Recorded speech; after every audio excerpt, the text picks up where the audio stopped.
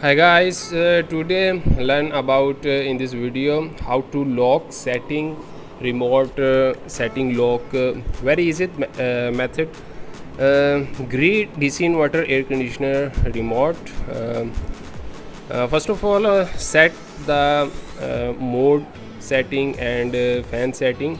Okay, mode button press and function change. Okay, cool. Okay, fan high speed. Okay, fan speed high.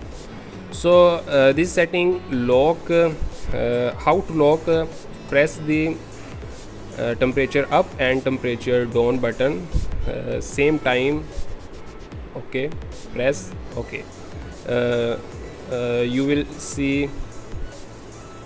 Okay, uh, any button not work. So now unlock and setting change.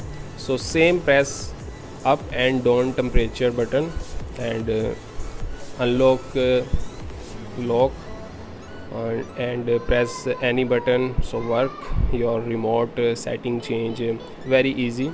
So please like this video and share and subscribe the Great Engineer YouTube channel.